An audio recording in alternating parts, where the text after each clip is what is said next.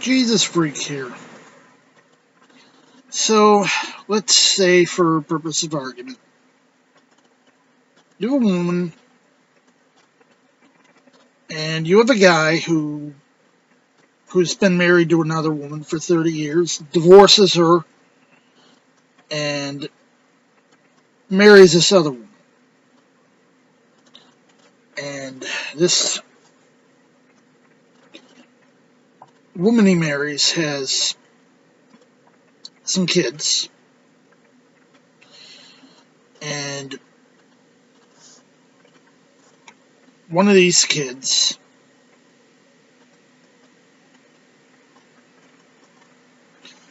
is like, look, I don't want to endorse your ungodly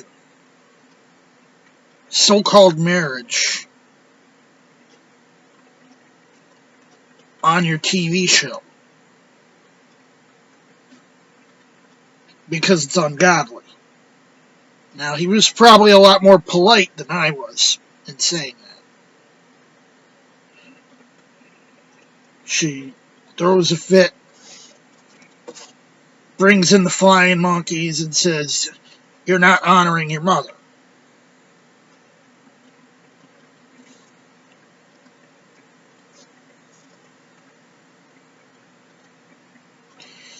And someone mentioned this.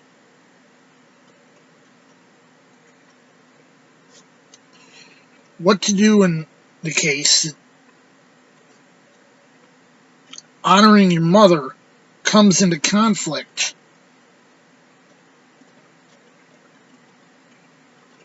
with the fact that this person's living in sin, and you don't you don't want to be seen as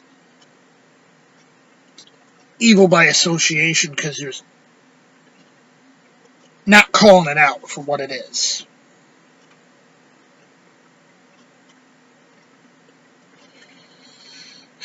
It's like, look, I believe in the Bible. The Bible tells me you're doing something heinous by being in this so-called marriage. Because according to Jesus himself, this marriage is invalid.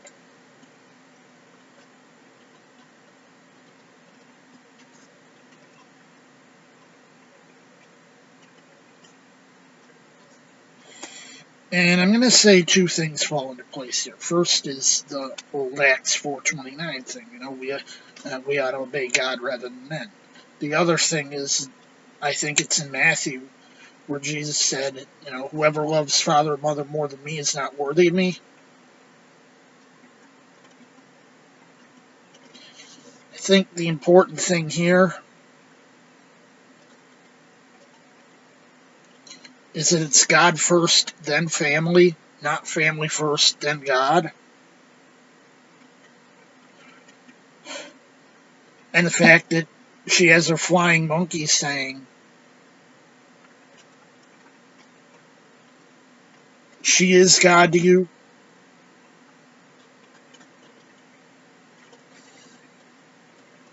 That justifies it even less.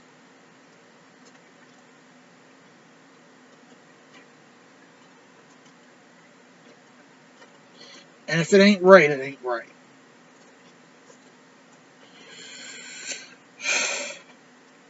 Now, David had a prophet in his employ named Nathan. Now, he was a king. He was an autocrat. Because all kings are autocrats back then. And when he sinned, Nathan told him stuff he didn't want to hear.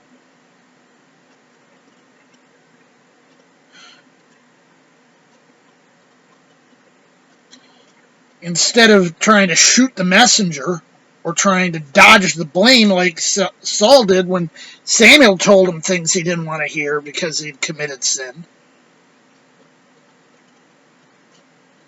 He said, You're right. I've sinned. And he wrote Psalm 51.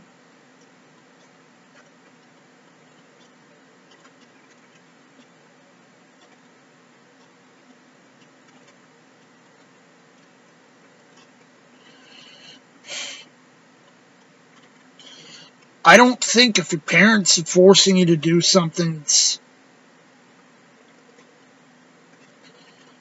morally wrong or suggest you approve a sin, or worse, which isn't the case here, that it would actually be sin. Because here it's just implying that you're not the one saying it, you're just reading it. Yeah, but I'm representing the person who's reading it. I think in this case, Jonathan Lamb, when he said, Jonathan and Susie Lamb were like, we don't want to read this because it reflects on us, the readers, what it says. They're absolutely right.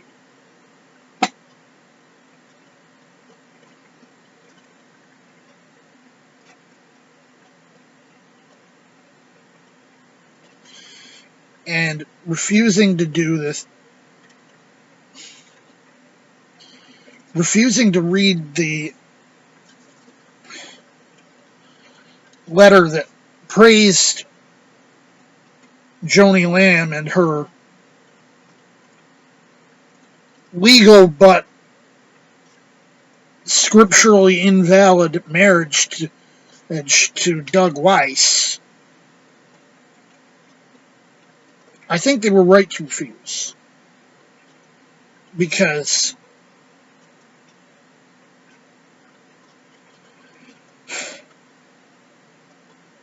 the reason they had a moral issue with it was because it would reflect badly on them as Christians and on their faith to sign off on something that was blatantly unchristian.